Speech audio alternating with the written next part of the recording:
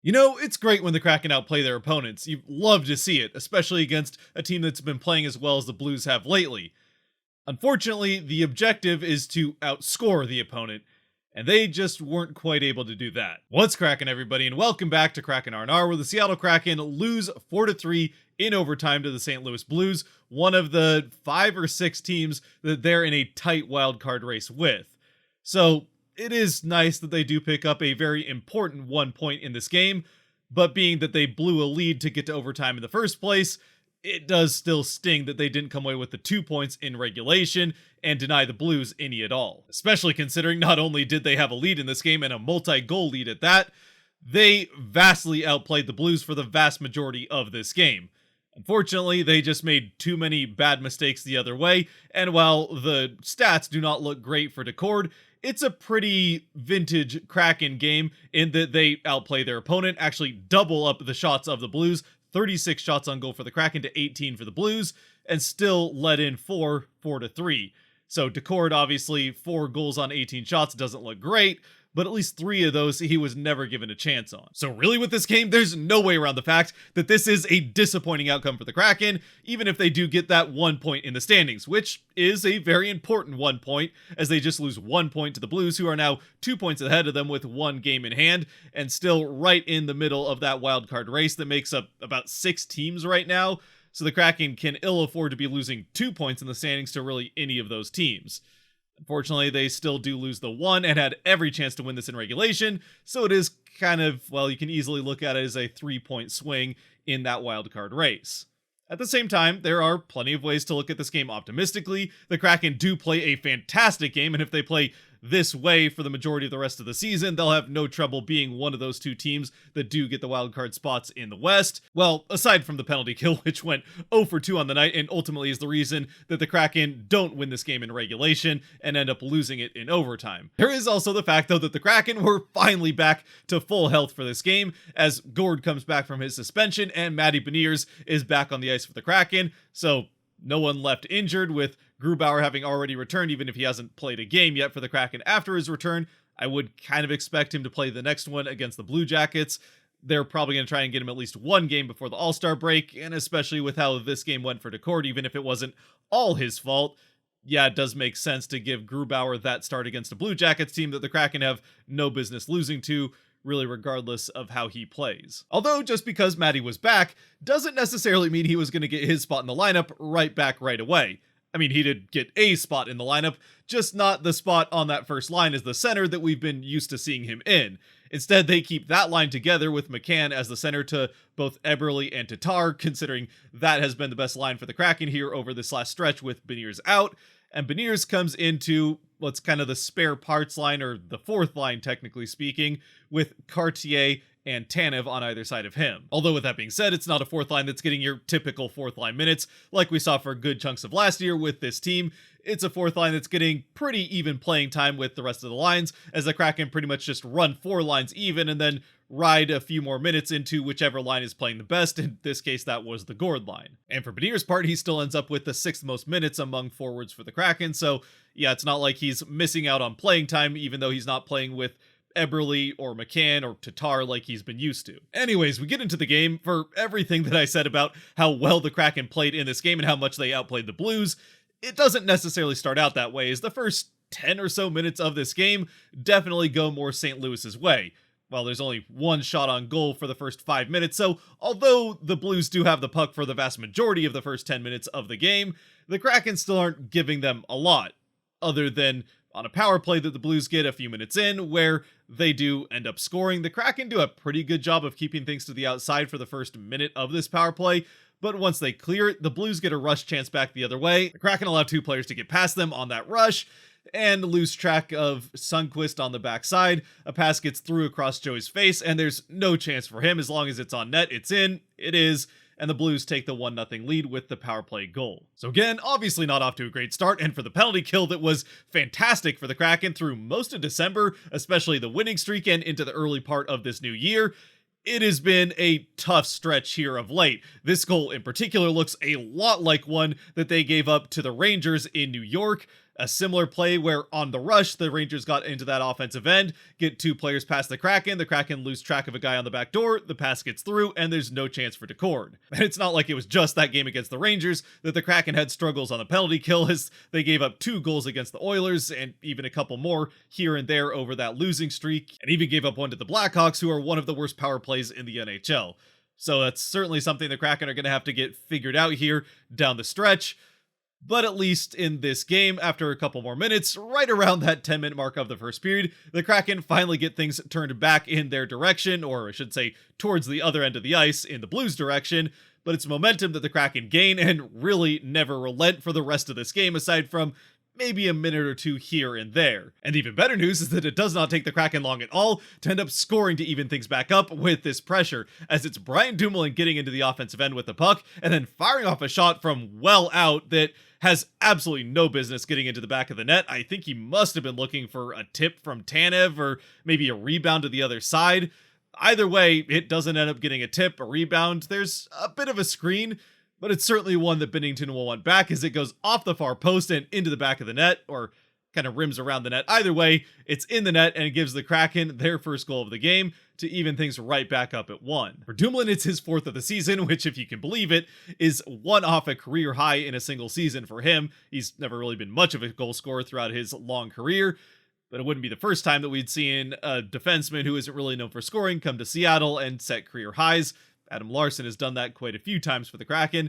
So for Dumoulin, he gets it into the net. And speaking of Larsson, he ends up getting the primary assist on this goal for his 12th of the season, while Jaden Schwartz picks up the secondary. And then as the Kraken continue to press into the late part of the first period, it's the gourd line out on the ice that nearly makes it 2-1 Kraken, and really probably should have. But while Binnington might have wanted that first Kraken goal back, he makes up for it here by absolutely robbing Bjorkstrand up by the net. It all starts off a one-timer from Tolvanen that he doesn't really get all of, but still gets on net. Binnington makes that save, but the rebound's right out to Bjorkstrand, who then gets a couple of whacks at it with almost half the net empty on the far side of Binnington. But somehow Binnington's able to keep it out, shutting down both those shots. The first one I think he makes a paddle save on, and then the second is the pad, as it still does not find the back of the net. So Bjorkstrand not so lucky here at the end of the first, and we do get to the first intermission with the score still evened up at 1, but the Kraken, a fantastic bounce back after allowing that power play goal. At one point, I think they were down 5 shots to 2 and ended up finishing the period up 11-5 in shots on goal. And then the Kraken come out in the second period and straight up dominate the Blues almost from start to finish. Within a couple minutes, they end up on a power play, which really doesn't go that great for them for the first half of it, as the Blues kind of just play keep away with the puck for the most part, until eventually the Kraken get a rush chance down towards the Blues net with numbers, either 4-on-2, or maybe you could make an argument for 4-on-3.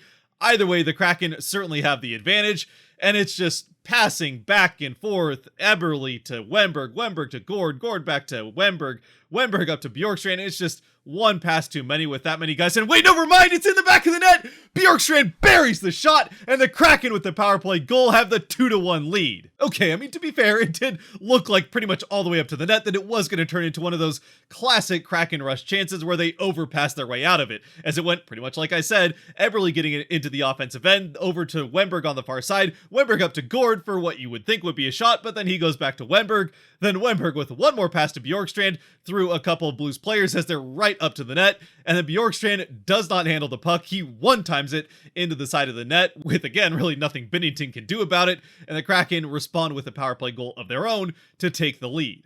So for the Kraken 2024 All-Star representative, it's his 13th of the season, as he ends up getting a goal after having been robbed in the first period, and Wennberg actually with a second great pass already of this period, as he did get Tanev all alone in front of the net with a pass earlier on. Tanev kind of wound up and took a one-timer from 5 feet away from Binnington. It ends up going off Binnington and staying out, but either way, a second great pass from Wennberg. This one does end up leading to a goal. And for Bjorkstrand, it does kind of start a period that turns out to be maybe the best single period by a single Kraken skater of this entire season so far.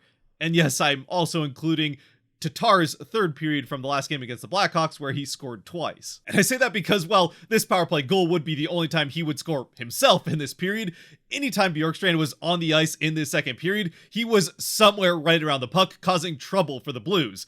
And that comes to a head just a couple minutes later. I don't know if it was his very next shift, probably second shift after this power play goal, but it's that third line out on the ice, or whatever line the Gord line is. Bjorkstrand almost steals the puck in the defensive end between two Blues players, doesn't quite get his stick on it, but then as the Blues are breaking it out of their offensive end, he skates right up behind the guy with the puck. It might have been Buchnevich, just lifts his stick, takes the puck from him like we saw Gord do in the Winter Classic, and then gets a pass out to Gord, releasing both he and Tolvanen on a 2-on-0 in front of Binnington and the Blues net, which, with a 2-on-0, it's pretty hard not to score. It's Gord to Tolvanen, Tolvanen to Gord, back and forth. Eventually, it's Golvanen who ends up putting the puck in the back of the net and putting Binnington out of his misery to give the Kraken the 3-1 lead and finish off a play that was started by an incredible effort from Bjorkstrand to basically single-handedly create this goal for the Kraken. For Tolvanen, it's his 13th of the season as Gord picks up his 13th assist and Bjorkstrand his 25th assist and 38th point for the Kraken. And again, while this would be the only time the Kraken would score throughout the rest of the game, this being their third goal, and we've already seen the final score, 4-3, so yeah, it's unfortunately all Blues scoring-wise the rest of the way. Bjorkstrand spent the rest of the period, again, continuing to pester the puck whenever the Blues had it. He had a number of other times where he pickpocketed the Blues in their end of the ice, a couple of chances where he outbattled 2 or 3 Blues along the boards to keep the puck in the offensive end. It was just a Bjorkstrand show from start to finish in this second period. Unfortunately, though, it just didn't lead to another score for the Kraken, even through another power play that they would end up getting just a couple minutes later. And even though the Kraken don't end up scoring on this second power play late in the second period, they're still dominating the game at this point. The shots on goal are, I'm pretty sure, 20-7 when this power play comes to an end, with the Blues only having 2 shots on goal since Dumoulin scored halfway through the first period. Unfortunately, the momentum does shift a bit here in the end of the second, when Borgen ends up taking a tripping call that, in live action, it did look like a trip. I think after looking at the replay, he did end up kind of getting tripped with the feet getting tangled between the two players. Either way, he goes to the box, the Blues to the power play, and for the second time, the Kraken penalty kill strikes, or Blues power play, however you want to look at it. The Blues get their second power play goal in as many chances, after the Kraken fail to clear after having been in their zone for a good chunk of time. It's a shot on goal that's tipped well in front, ends up past Decord. Again, it's a redirect, and a pretty significant redirect on its way to the net, so doesn't leave a goaltender much he can do about it. I mean, he does everything he's supposed to do by setting himself up to make the save on that shot if it comes clean at him, and he would have made that save. It would have gone right into his chest. Unfortunately, there's a significant redirect, and it gets just through him to the far side of the net to get the Blues back to within 1. And to their credit, the Kraken do try to respond, and nearly actually do just a few seconds after this power play goal, or after the puck is dropped following the power play goal. But they're not able to, and we do get to that second intermission, starting the third period with the Kraken leading 3-2. And unfortunately, that lead does not last very long into the third period. It's less than 2 minutes in, when the Blues get in on a forward check, get to the puck first behind the Kraken net, get it out to the corner, and then from below the goal line, a pass in the corner gets out to the slot for a one-timer that beats Decord to the far side of the net, or really not even all the way to the far side. It goes under his glove into the net to tie the game at 3. Again, just about 90 seconds into this third period on just the 13th shot on goal the Blues have in the game.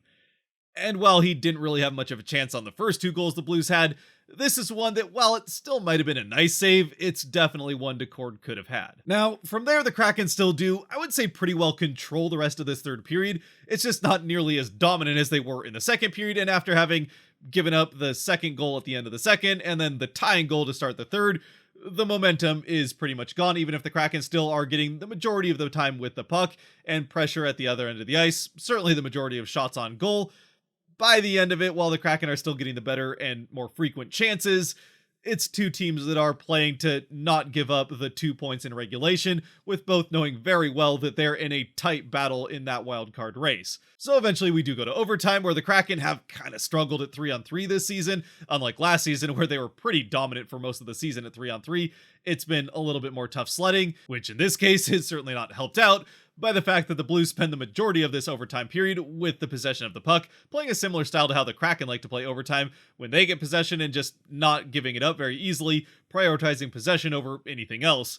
The Kraken do end up getting, I think, 2 shots on goal in this overtime, while the Blues only get the 1, but it's that one that ends up mattering as they wait till they get a good scoring chance. It's a pass from beside Decord on one side that gets through 2 Kraken players out to the far side, and a one-time shot by Buchnevich.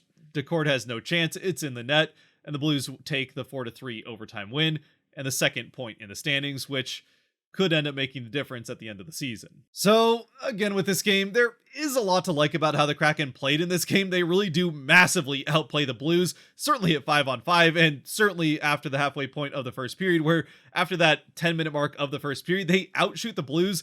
I'm pretty sure it's 34-13 after that 10-minute mark in the first, and right around when Dumoulin scores that first goal for the Kraken. And certainly at 5-on-5, the Kraken pretty much had their way with the Blues in this game, aside from the start of the third period and those first 10 minutes of the first. Unfortunately, the penalty kill for the Kraken just does not give them a chance. They give up 2 goals in 2 opportunities, and in the end, that ends up being the difference. It's certainly what gets the Blues to overtime, where they end up winning it. And the Kraken do end up getting 1 power play goal back themselves, so it wasn't a total wash in special teams with that Bjorkstrand goal at the beginning of the second period. Though, with that being said, it does have to be mentioned that while I'm certainly not going to complain based on how special teams went this game, at least with the penalty kill anyway, if this game had been called tighter, it might have ended in regulation in the Blues' favor. But the third period, the refs just swallowed their whistles and let the Blues get away with, I mean, not murder, but certainly get away with quite a bit. I can think of at least 3 blatantly missed calls. A boarding on Dumoulin that should have been called. A trip on, I can't remember who it is on the Kraken that get tripped. And then McCann gets straight up tackled in front of the Blues net as a puck comes to him on a pass. None of that gets called, and there's plenty of other interferences, holding calls that could have been made. One other time I can think of where Borgen is straight up having his stick held, and he's got one hand in the air while he's holding onto his stick that's being dragged behind him, and there's no call there. Ultimately, it's a style of play that the Blues definitely will resort to, and shoot, as far as that's concerned, it's a style of play that they won a Stanley Cup with. Just the attitude of push that boundary, push that envelope of what the refs are willing to call, and they're not going to be able to call you for everything, because that's just not how NHL officiating is done. And sometimes, especially in the regular season, that will lead to a lot of special teams, but when especially your power play is going as well as the Blues is, that might not be a terrible thing. And then other times they just won't call anything, and you can get away with being a little bit more physical and shutting down the offense of the opponent. Not to mention getting away with things in the other end of the ice. Again, one more time though, since I know pretty much any time some people hear criticism of officials from the losing side, they just hear that as the excuse for why the team lost. It absolutely was not the difference in this game, especially considering special teams were going better for the Blues, so if there had been more of them, it might have gone better more often. So yeah, not the difference, but certainly something that was worth noting with how play went in that third period. Ultimately then, this is just a disappointing loss for the Kraken. As I said in the beginning, it's a game where they absolutely played well enough to get 2 points in the standings and deny any for the Blues.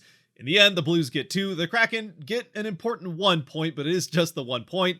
And again, it could be seen as a 3-point swing in that wildcard race from the outcome that probably should have been based on how the Kraken played certainly 5-on-5 in this game. They do still give up those 2 horrible chances on the power plays, and the one that doesn't give Decord a chance in overtime to end up surrendering that difference. Otherwise, I mean, again, there's the optimistic outlook of if the Kraken play this way against certainly their next 2 opponents in the Blue Jackets and Sharks, they'll have no trouble winning those games, and if they continue to play at least close to this well in the majority of their games, they'll have no trouble getting enough points to be in one of those 2 wildcard spots, even with the tight race that is ahead of them down the stretch, and one of the easier schedules remaining in the NHL. Still, you have to take advantage of those easier games, so these next 2 games against the Blue Jackets and Sharks are absolute must-wins, and even 1 point in the standings is really not acceptable in those games, so from that perspective, it's a little bit more nerve-wracking because of how disappointing a loss would be. Either way, for this game, let's get to the Kraken 3 stars, and I mean, as Michael said over on Patreon, yeah, it's a bit of a bummer the finish to this game, so hard to be too excited about 3 stars, but there are a handful of guys that are certainly deserving. Of course, if you do want to help decide the Kraken 3 stars, as Michael and Kate both did over on Patreon, you can help do that by supporting the channel a little bit more than you are by watching to this point by going to Patreon and supporting over there as well. With the first star, there's absolutely no doubt about it. It's Oliver Bjorkstrand. He has an absolutely incredible game. He, again, like I said, probably had the best individual single period of any Kraken player this season in that second period. absolutely all over the ice, gets the power play goal, and then makes the second goal happen, even though it's Tolvanen and Gord that end up finishing it with the 2-0. So certainly an outing from him that is worthy of that All-Star nomination that he got and All-Star appearance that he will make for the Kraken here in the next week. Then the other 2 stars, you could go any number of ways with some other guys. I really probably would have ended up picking Larson or Dunn with one of the other 2 stars, but the consensus seems to be, and it was something that I was already considering, so I'm going to go along with it.